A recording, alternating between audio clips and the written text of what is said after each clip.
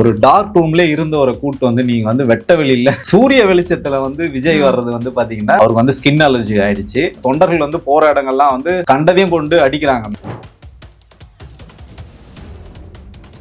நேற்றுக்கு ஏதோ போட்டு கடவுள்கிட்ட மண்டிட்டு மும்மதங்களை சார்ந்த கடவுள்கிட்டே வந்து மண்டிட்டுனா அந்த கடவுள் கொடுத்தாரான்னு நமக்கு வந்து தெரியல. ஆனா அதுலயும் மிகப்பெரிய ஒரு தவறு பண்ணியிருக்காரு விஜய். சைக்கிள் ஓட்டினாரா சைக்கிள் ஓட்டுவாரு, இளநீ குடிச்சா இளநீ குடிப்பாரு, குழந்தைய தூக்குனா குழந்தைய தூக்குவாரு. அதுக்கப்புறம் என்னென்னலாம் கடைசியில பாத்தீங்கன்னா கோலம் போட்டிருக்காரு. அவரு எங்கேயோ விட்டுட்டாங்க, இவங்க சொல்லாம விட்டாங்க. அதனால ஒரு கேப் விட்டு பாத்தீங்கன்னா போய் கோல போட்டியில கலந்துட்டு கோலம் எல்லாம் போட்டு வந்தார். ஆனா கொடுமை என்னன்னா விசில் போடுறேன்னு சொல்லிட்டு எல்லா இடத்துலயும் ரோலர் போட்டு வச்சிருக்காங்க. நீ திட்டமிட்டு பழிவாங்கும் நோக்கில் 25 ஆண்டுகள் அவங்க மேல வந்து சிங்கிள் ப்ராப்பர்ட்டி கூட வாங்காம எதுவுமே பண்ணாம நீ டிரைவர் கொடுக்குற, டிரைவர் மகனுக்கு கொடுக்குற, த்ரிஷா கொடுக்குற, த்ரிஷா அம்மா கொடுக்குற, புசி ஆனந்த் கொடுக்குற, புசி ஆனந்த் பொண்ணுக்கெல்லாம் கொடுக்குறல்ல. நீ உன் பொண்ணு எங்க போச்சு? சொத்து ஒரு சொத்தாவது உன் பொண்ணு மேல வச்சிருக்கியா? இல்ல உன் பையன் மேல ஏதாவது சொத்து வச்சிருக்கியா? உன் ஒய்ஃப் மேல ஏதாவது சொத்து வாங்கியிருக்கியா? எதுவுமே கிடையாது. லாஸ்ட் பாத்தீங்கன்னா இன்னைக்கு திருவள்ளூர் போயிருக்காரு. இன்னைக்கோ இல்ல நாளைக்கோ மயக்கம் போட்டு விழுவாரு. சோர்வா இப்பயே பாத்தீங்கன்னா இன்னைக்கு காலையில பாத்தீங்கன்னா சோர்வா இருக்கிற மாதிரிலாம் நிறைய அவர் வந்து விஷுவல்ல வந்து காமிச்சிட்டே இருக்காங்க. முகமெல்லாம் கருத்து போச்சு. அது காரணம் ஸ்கின் அலர்ஜி. பிராண்ட மாத்தி அடிச்சதுனால பிரச்சனை. அரசியல் அன்கட் நேயர்களுக்கு வணக்கம். நிகழ்ச்சியில் சிறப்பு விருந்தினராக அரசியல் விமர்சகர் திரு மணிகண்டன் வீராசாமி இணைந்திருக்கிறார். பேசலாம். வணக்கம் சார், எப்படி இருக்கீங்க? வணக்கம், நலமா இருக்கு. ஒரு பிரச்சனை முடிஞ்சது, எல்லாம் இதை வச்சா பேசுறீங்க பாருங்க இப்படி சால்வ் பண்றேன்னு சால்வ் பண்ணிருக்காரு தமிழக வெற்றி கழகத்தினுடைய தலைவர் விஜய். பர்சனல் தான் இருந்தாலும் அது பொழுதுவெளிக்கு வந்ததுனால நம்ம பேசிக்கிட்டு இருக்கோம். இன்று கோர்ட்ல ஜூன் 15ஆம் தேதி வரைக்கும் டைம் வாங்கியிருக்காங்க, மீண்டும் ஆஜராக சொல்லியிருக்காங்க. நிறைய செய்திகள் அது தொடர்ந்து வருது. என்ன இதன் பின்னணி என்ன? ஏன்னா இன்னைக்கு ஆன்லைன் வாயிலாக ஆஜராகுவாங்க அப்படின்னு ஒரு செய்தி இருந்துச்சு. இவர் பாத்தீங்கன்னா போன வாரமே இதுக்கு வந்து திட்டமிட்டாரு. போன வாரத்திலே நீங்க பாத்தீங்கன்னா ஃபுல் ஹேண்ட் ஷர்ட் எல்லாம் வந்து போட்டிருப்பாரு. ஆமா, அது என்னன்னு பாத்தீங்கன்னா உடல்நிலை சரியில்லை, தோல் வந்து அலர்ஜி ஆயிடுச்சு. ஒரு டார்க் ரூம்ல இருந்த ஒரு கூட்டு வந்து நீங்க வந்து வெட்ட வெளியில, அதுவும் வந்து பாத்தீங்கன்னா சூரிய வெளிச்சத்துல வந்து விஜய் வர்றது வந்து பாத்தீங்கன்னா அவருக்கு வந்து அலர்ஜி ஆயிடுச்சு. உள்ளபடியே அவருக்கு வந்து ஸ்கின் அலர்ஜி ஆயிடுச்சு. சோ அதுவும் இல்லாம தொண்டர்கள் வந்து போற இடங்கள்லாம் வந்து கண்டதையும் கொண்டு அடிக்கிறாங்க மேல. ஆமா, பூவைதான் வீசி நம்ம பூவை தான் வந்து வீசி இருப்போம். இதுல இன்னும் சொன்னா நீங்க வந்து நம்ப மாட்டீங்க, திருநெல்வேலி போனப்போ அருவாலாம் வீசுறது தயாரா இருந்தாங்க. காவல்துறை வந்து கட்டுப்படுத்தி, தம்பி இதெல்லாம் வீசக்கூடாதுப்பா, கொலைகேஸ்ல நீ உள்ள போயிடும், உங்க அண்ணா வந்து மேல பரலோகம் போய் சேர்ந்துருவாரு அப்படின்னு சொல்லி அதை தடுத்தாங்க. ஏன் அதை நம்ம வந்து சொல்ல வரோம்னா, அந்த தொண்டர்கள் வந்து அவ்வளோ அன்பு செலுத்துறாங்க விஜய் மேல. எதை வந்து கொடுக்கணும் எதை வந்து கொடுக்க கூடாதுன்னு அவருக்கும் வந்து தொண்டர்களுக்கு வந்து தெரியல. அதை வந்து விஜய் வந்து அரசியல்படுத்தவும் இல்லை. ஸோ இதோட விளைவு என்னன்னு பாத்தீங்கன்னா, போன வாரத்துல இருந்து இவர் வந்து ஸ்டார்ட் பண்ணிட்டாரு. அப்பா அம்மா வச்சு பேசுறது, வழக்கறிஞர்களை வச்சு பேசுறது, ஜோசியரை வச்சு பேசுறதுன்னு பல கட்ட நெருக்கடிகள் கொடுத்து கிட்டத்தட்ட பாத்தீங்கன்னா இது மிரட்டி, அதான் முரட்டு முட்டுன்னு சொல்லுவாங்களா, முரட்டுத்தனமா வந்து மிரட்டி அந்த அம்மா வந்து இன்னைக்கு வந்து பணிய வச்சிருக்காரு. சோ இது வந்து தற்காலிக ரெக்வஸ்ட்லாம், அதெல்லாம் சரித்திரத்திலே கிடையாது. ரெக்வஸ்ட் பண்ணி பழக்கமே கிடையாது நமக்கு வந்து மிரட்டி உருட்டி இப்படிதான் வந்து பழகம். சோ அதன் மூலயமா கத்தி கதறி இருக்காரு, அது வந்து வேற விஷயம். பட் ஆனா வந்து அந்த கெத்தை வந்து விடாம பேசி அவங்கள போனா போது ஒரு மாசம் வந்து கேப் போடலாம்னு சொல்லிட்டு விட்டுருக்காங்க. இவரும் அண்ணனும் பாத்தீங்கன்னா பயங்கர பரபரப்பா பிரச்சாரத்துல இருக்காரு. 30 நாள்ல 7 தொகுதி மட்டும் போயிருக்காரு. மீதி நாளுகள்லாம் ஓய்வு. அதிசயமா இருக்கு. நேத்திக்கு திருச்சி போயிட்டு இன்னைக்கு திருவள்ளூர் வந்ததே உள்ளபடியே நமக்கு வந்து அதிசயமா இருக்கு. ஏன்னா அவருக்கு தெரியும் நாளைக்கு பரப்புரை வந்து முடிய போகுது. சோ அதை லாஸ்ட் மினிட்ல 2 இடத்துக்கு வந்துரு. அதை தாண்டி இதுல இந்த வழக்குல இருந்து அவர் வந்து ஒரு தற்காலிக ஒரு தள்ளி வைப்பு முடிஞ்ச பிறகு அதுக்கப்புறம் அவங்க பிரச்சனை மக்களுக்கு. நான் என்ன கேக்குறேன்னா, இதை வச்சு விஜய் வந்து எவ்வளவு மலினமான அரசியல் வந்து பண்ணாரு. திமுக தான் அந்த வழி நடத்துது. 30 நாளுக்கு முன்னாடி வந்து வழக்கு போட்டாங்க. ஏன்டா வழக்கு போட்டது பாத்தீங்கன்னா 2015 வந்து வழக்கு போட்டாங்க, 2025 வந்து வழக்கு போட்டாங்க.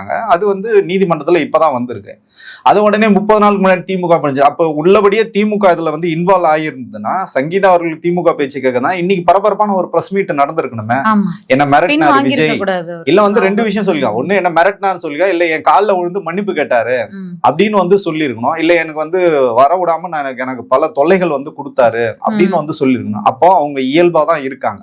அப்ப இந்த வழக்கு வந்து நீ பண்ண அயோக்கியத்தனத்துக்காக அவங்க வந்து உன்னை வந்து பனிஷ் பண்ணணும்னு நினைக்கிறாங்க. நியாயமான முறையில வந்து இதுக்கு வந்து தீர்வு கிடைக்கணும், சட்டத்தை வந்து அவங்க வந்து மதிக்கிறாங்க. அந்த மாதிரி நமக்கு எந்த பழக்கமும் இல்லாததுனா, எனிவே நேற்றுக்கு ஏதோ போட்டு கடவுள்கிட்ட மண்டிட்டு மும்மதங்களை சார்ந்த கடவுள்கிட்டயே வந்து மண்டிட்டு அந்த கடவுள் கொடுத்தாரான்னு நமக்கு வந்து தெரியல. ஆனா அதுலயும் மிகப்பெரிய ஒரு தவறு பண்ணியிருக்காரு விஜய். மத அடையாளங்களோட, அதாவது வந்து கட்சியோட அடையாளங்களோட வந்து நீங்க வந்து வழிபாடு தலங்களுக்கு வந்து போகக்கூடாது. இது வந்து தேர்தல் விதிமுறைக்கு எதிரானது. அந்த தவறையும் வந்து செஞ்சிருக்காரு. தொடர்ச்சியா வந்து விஜய் வந்து தவறு மேல தவறு செஞ்சுட்டு இருக்காரு. எப்ப அவர் வந்து திருந்துவார் நமக்கு தெரியல. போடுங்கன்னு பப்ளிக்கா சொன்னாரு. அதுக்கே எலெக்ஷன் கமிஷன் ஒன்னும் பண்ணல. ஏன்னா அவங்க எலெக்ஷன் கமிஷனர் அவர் வந்து சொல்றாரு, மத்திய அரசாங்கம் கிட்ட வந்து ஒரு வேண்டுகோள் வைக்கிறாரு. உடனே பாத்தீங்கன்னா உங்களுக்கு வந்து கமிஷனரை மாத்துறாங்க, டிஜிபி மாத்துறாங்க, உள்துறை செயலாளரை மாத்துறாங்க. அதுக்கப்புறம் பாத்தீங்கன்னா எல்லாத்தையும் விட இந்திய வரலாற்றிலும் நடக்காத பாத்தீங்கன்னா தலைமை செயலாளரை கூட வந்து மாத்துனாங்க. சோ அதனால தேர்தல் ஆணையம் வந்து விஜய்க்கு வந்து ஒரு நல்ல ஃபேவர் கொடுக்கறதா தான் நம்ம வந்து பாக்குறோம். ஏன்னா பாஸ் அங்க சொல்லிட்டாரு, மோடியே அப்படித்தானே பேசுறாரு. அரசு நிகழ்ச்சிகள்ல பாத்தீங்கன்னா அதே மாதிரி விஜய் எப்படி பண்றாரோ அதே தான் வந்து மோடி பண்றாரு. மோடி பண்றதுதான் விஜய் பண்றாரு. ஓ, நீங்க நாடாளுமன்ற தேர்தல் நேரத்துல பிரச்சாரத்துக்கு வந்த மோடி அவர்கள் எப்படி ராமேஸ்வரத்துல அங்க எங்க கோயிலுக்குள்ள போய் இது பண்றது, தண்ணி கடையில போய் இது பண்றது மாதிரி வித்த காரணரோ அந்த மாதிரி சொல்ல வரீங்க. குரு எவ்வழியே சிஷ்யன் அவ்வழி. சோ அப்படி வந்து மோடி வந்து நான் சொல்லல, உங்க கருத்து இது. ஆமாமா, நிச்சயமாக சொல்றேன். இதுல நான் பின்வாங்க போறது இல்ல. சோ மோடியை தான் அவர் வந்து ஃபாலோ பண்றாரு. இன்னொரு மோடியோட சிஷ்யர் ஒருத்தர் ஆந்திரால இருக்காரு, பவன் கல்யாண். சோ அவர் என்னெல்லாம் ஸ்கிரிப்ட் பண்ணிருக்காரோ அதே தான். சைக்கிள் ஓட்டினாரா சைக்கிள் ஓட்டாரு, இளநீ குடிச்சா இளநீ குடிப்பாரு, குழந்தைய தூக்குனா குழந்தைய தூக்குவாரு. அதுக்கப்புறம் என்னென்னலாம் கடைசியில பாத்தீங்கன்னா கோலம் போட்டிருக்காரு. அவரு எங்கேயோ விட்டுட்டாங்க, இவங்க சொல்லாம விட்டாங்க. அதனால ஒரு கேப் விட்டு பாத்தீங்கன்னா போய் கோல போட்டியில கலந்துட்டு கோலெல்லாம் போட்டு வந்தார். ஆனா கொடுமை என்னன்னா விசில் போடுறேன்னு சொல்லிட்டு எல்லா இடத்துலயும் ரோலர் போட்டு வச்சிருக்காங்க. ஆனா அங்கேயும் அண்ணனை ஏமாத்துறாங்க. ஓட்டு தான் அண்ணனுக்கு நீங்க போட மாட்டீங்க. அவர் ஒரு பெரிய ரெக்வஸ்ட் வச்சாரு. எவ்வளவு பெரிய நடிகர் அவரு. எல்லார் வீட்லயும் கோலம் போடுங்கன்னு சொன்னாங்க. நானே என் ஒய்ஃபை எப்படியும் மிரட்டிலாம் பார்த்தேன். ஒரு கோலம் தான் போட்டு தொலையான கோலமா உன்னை தலையிலே போடுவான்றாங்க. ஸோ இப்படி வந்து அவருக்கு வந்து பெரிய அது வந்து ஒரு கட்சியா செய்ய வேண்டிய விஷயத்த பாத்தீங்கன்னா இவர் வந்து பாத்தீங்கன்னா கோலங்கள்னு ஒரு சீரியல் ஏதோ வந்தது, சன்ல வந்து போட்டாங்கன்னு அந்த மாதிரி ஆகி போயிட்டாரு இவரு. சோ அதுதான் பரபரப்பா பிரச்சாரத்துக்கு போயிட்டு இருக்காரு. நீங்க என்ன இப்படி பேசுறீங்க? அவர் வந்து கோல போட்டியில கலந்துக்கிறாரு. நான் என்ன கேக்குறேன்னா பிரச்சனை எல்லாம் சால்வ் பண்ணிட்டாரு, ரூட்டை கிளியர் பண்ணிட்டாரு. எலெக்ஷனுக்கு முன்னாடி இந்த கேஸ்ல ஏதாவது ஆர்குமெண்ட்ஸ் நடந்துச்சு அப்படின்னா அது நெகட்டிவா போகும். அதை எப்படி சரி பண்ணுமோ அதை சரி பண்ணிட்டாரு. இப்ப பாசிட்டிவா போறாரு. இப்போ ஒரு நோட் இன்னைக்கு காலையில இருந்து வெளியில வந்திருக்கு. விஜய் விவாகரத்து கேட்கவே இல்ல, அவங்க வைஃப் தரப்புல இருந்தா கேட்கப்பட்டிருக்குன்னு. இது அவருக்கு பாசிட்டிவ் நோட் தான். எவ்வளவு பெரிய விஷயம் எல்லாம் பண்ணிருக்காரு. பண்றதெல்லாம் பண்ணிடுவாராம். வந்து விவாகரத்து விஷயம் வெளியில விட்டதே விஜய் தான். அவங்க பிஆர் நிறுவனம் தான், பிஆர் ஏஜென்சிஸ் தான் அதை வெளியிலே விடுறாங்க. அதே மாதிரி பாத்தீங்கன்னா கோர்ட்டுக்கு போக சொல்லி அவங்க வந்து நிர்பந்தப்படுத்தினதும் விஜய் தான். அவர் தான் வந்து நிர்பந்தப்படுத்துறாரு. நீங்க வந்து அமிக்கபிளா முடிக்க வேண்டிய விஷயத்த நீங்க கோர்ட்டுக்கு வெளியிலேயே சுமூகமா முடிய வேண்டிய விஷயத்துல நான் உனக்கு வந்து ஜீவனாம்சம் கொடுக்க மாட்டேன், குழந்தைகளுக்கு எதுவுமே செட்டில்மெண்ட் பண்ண மாட்டேன். அவங்களே வந்து பாத்தீங்கன்னா மனதளவுல உடல் அளவிலும் பொருளாதார ரீதியில எல்லாத்திலயும் வந்து துன்புறுத்திருக்காரு, ஹராஸ் பண்ணிருக்காரு அவங்கள.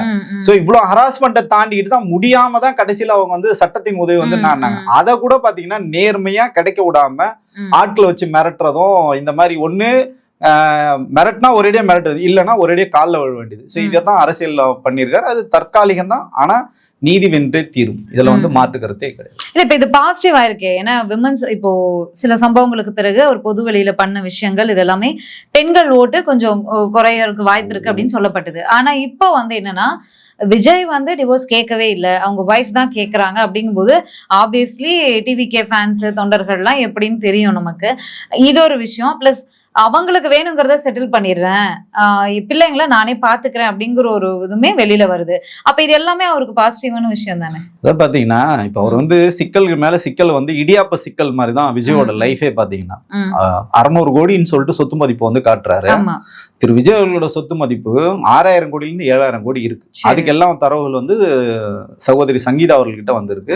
திரு எஸ்ஏசியும் வந்து அவங்களுக்கு வந்து நிறைய வந்து தகவல்கள் வந்து கொடுத்துருக்காரு. ரெண்டு சைடும் வந்து வழக்கறிஞர்கள் வந்து இருக்காங்க.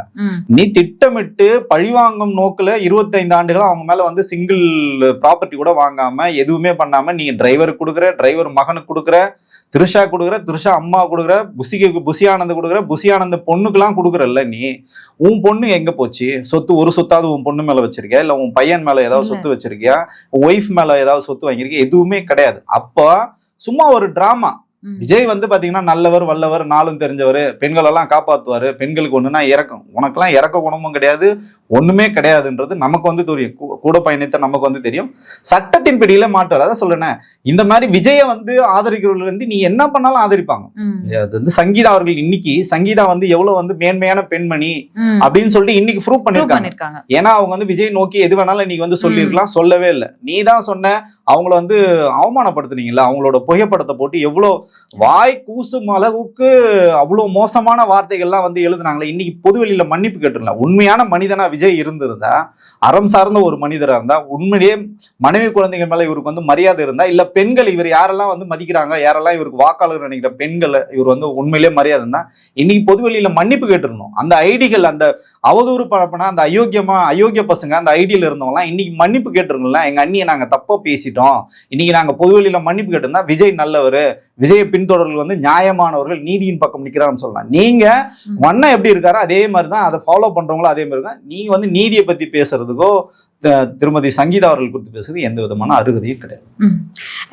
அடுத்தது இன்னைக்கு நேற்றுக்கு வந்து அது தேர்தல் விதிமுறை மீறல் அப்படின்னா கூட மும்மதங்களை சேர்ந்த வழிபாட்டு தலங்களுக்கும் போனாரு, ப்ரே பண்ணாரு. யாரும் எதிர்பார்க்காத நேரத்துல திடீர்னு முட்டி போட்டெல்லாம் ப்ரே பண்ணாரு. என்ன ஐடியா இது? அது வந்து பாத்தீங்கன்னா ஒண்ணு சிம்பத்தி கிரியேட் பண்றது. அது அப்படியே பாத்தீங்கன்னா ஃபுல்லாவே பாத்தீங்கன்னா சினிமால எப்படி வந்து மகேஷ் பாபு காப்பி பண்ணி எல்லா படங்களும் காப்பி ரைட்ஸ் வாங்கி தான் வந்து பண்ணுவாங்க. கில்லில இருந்து நிறைய படங்கள் வந்து விஜய் படங்கள் அப்படிதான். அதே மாதிரி பாத்தீங்கன்னா இவரு அரசியலுக்கு வந்த உடனே இவரை தான் வந்து பவன் கல்யாணம் தான் வந்து ஃபாலோ பண்ணு. ஏன்னா அவர் ஒரு ஆர்எஸ்எஸ்காரர், பிஜேபியை வந்து சப்போர்ட் பண்றவரு, அங்க துணை முதல்வராக இருக்காரு. ஸோ அவர் வந்து மோடி தான் அவருக்கு வந்து குரு. ஸோ இவரும் அதே தான், இவருக்கும் குருநாதர் மோடி தான். அதனால இவர் என்ன பண்றாருன்னா பவன் கல்யாண் பாலிசியில எல்லாமே பண்றாரு. வந்து நம்ம ஏற்கனவே சொன்ன மாதிரி. ஸோ அவர் வந்து ஒன்னொன்னா இவங்க வந்து மறந்துடுறாங்க, லாஸ்ட் மினிட்ல வந்து மறந்துடுறாங்க. இவங்க வந்து டே 1ல இருந்து கடைசி வரைக்கும் ஒரு பேட்சா ஸ்கிரிப்ட் வந்து வச்சிருக்காங்க. கடைசி ஸ்கிரிப்ட்ல வந்து இப்ப இது வந்து இன்னும் ஒரு ஸ்கிரிப்ட் பேலன்ஸ் இருக்கு. அந்த ஸ்கிரிப்டுக்கு முன்னாடி ஸ்கிரிப்ட் தான் பாத்தீங்கன்னா கடவுள்கிட்ட போய் மண்டிட்டு அந்த மாதிரி வந்து மனதால வந்து அவர் வந்து மன்னிப்பு கேட்கிறாரு. அவர் வந்து ஓட்டுக்காகலாம் பேசுறாரு நீங்க நினைக்காதீங்க. நிறைய பாவம் பண்ணிட்டேன், ஏன்னா வந்து இதுக்கப்புறமாவது மிச்சம் இருக்கிற வாழ்க்கையாவது என்னை காப்பாத்து கடவுளேன்னு சொல்லிட்டு அவர் போய் மண்டிடுறாரு. பாவம் நடக்க முடியாம நடந்து போய் கேள்விக்கு கடவுள்கிட்ட வந்து வேண்டுதல் வைக்கிறாரு. பட் கடவுளை வந்து அவருக்கு என்ன கொடுக்கணுமோ அதை வந்து நிச்சயமாக வந்து கொடுப்பார். அது வந்து உச்சபட்ச தண்டனையா இருக்கும்னு நான் நினைக்கிறேன். லாஸ்ட் ஸ்கிரிப்ட்னு சொன்னீங்க, ஸ்கிரிப்ட்ல லாஸ்டா என்னதான் இருக்கு? லாஸ்ட் பாத்தீங்கன்னா இன்னைக்கு திருவள்ளூர் போயிருக்காரு. இன்னைக்கோ இல்ல நாளைக்கோ மயக்கம் போட்டு விழுவாரு, சோர்வா. இப்பயே பாத்தீங்கன்னா இன்னைக்கு காலையில பாத்தீங்கன்னா சோர்வா இருக்கிற மாதிரிலாம் நிறைய அவர் வந்து விஷுவல்ல வந்து காமிச்சிட்டே இருக்காங்க. முகமெல்லாம் கருத்து போச்சு. அது காரணம் ஸ்கின் அலர்ஜி. பிராண்ட மாத்தி அடிச்சதுனால பிரச்சனை. அது கடைசியில இவங்க என்ன பாத்தீங்கன்னா பயங்கர உருட்டு. இவருன்னா போய் 24 மணி நேரம் போய் வெயில்ல நின்ன மாதிரியும் அப்படியே பிரச்சாரத்தை அறுத்து தள்ளின மாதிரி, அதெல்லாம் ஒண்ணுமே கிடையாது. ஒரு நாள் வந்து பிரச்சாரம், 10 நாள் ஓய்வு. 2 முறை தாங்க போயிருக்காரு. பெரம்பூருக்கு 2 முறை போயிருக்காரு. ஒரு முறை மனு தாக்கல் பண்றதுக்கு அந்த வேலை பிரச்சாரம், இன்னொரு நாள் கோல போட்டியில. ஆமா, நைட்டு போயிருக்காரு கோல போட்டியில. நம்ம தொடர்ச்சியா சொல்றோம் 6 மணிக்கு மேல ஆட்டோ ஓடாதுன்னா கொஞ்சம் அன்னைக்கு வந்து ஆட்டோ கொஞ்சம் மேல ஓட்ட போட்டி சார்.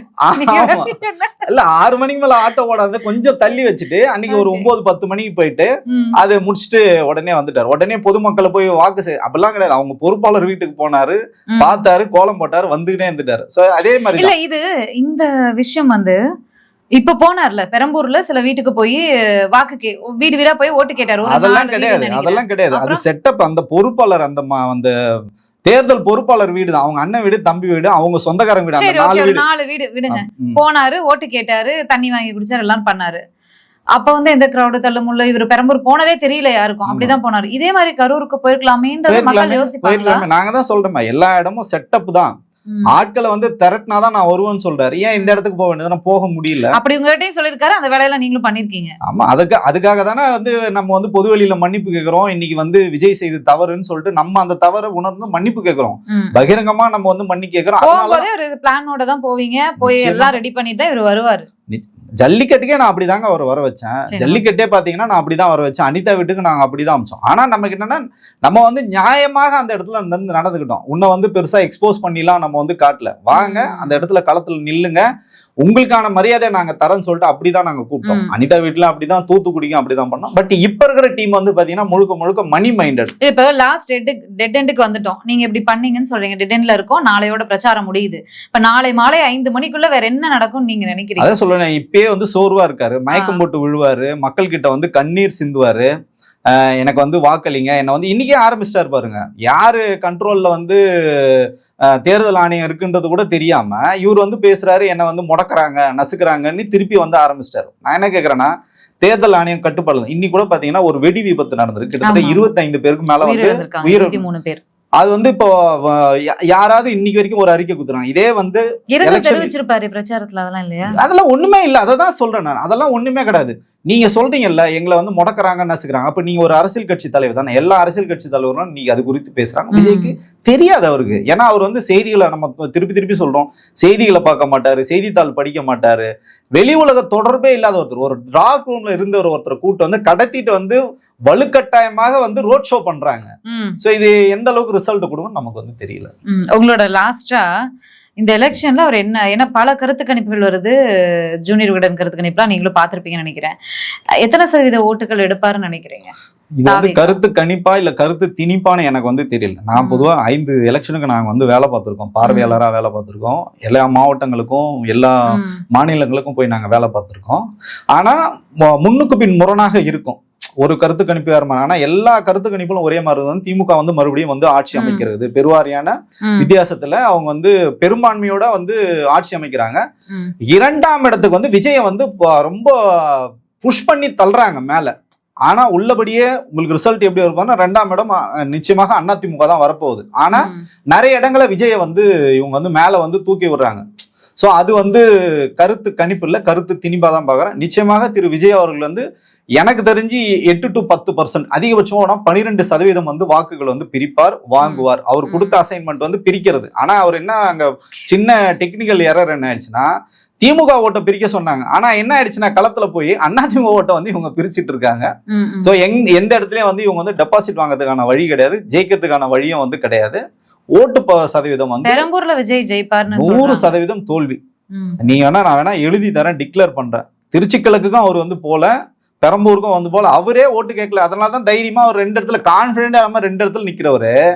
மக்களுக்கே வந்து ஒரு தெளிவு இருக்கு, கண்டிப்பா இவர் வந்து பெரம்பூர்ல ஜெயிச்சாருன்னா அங்க கேன்சல் பண்ணுவாரு, இது வந்து ரிசைன் பண்ணுவாரு.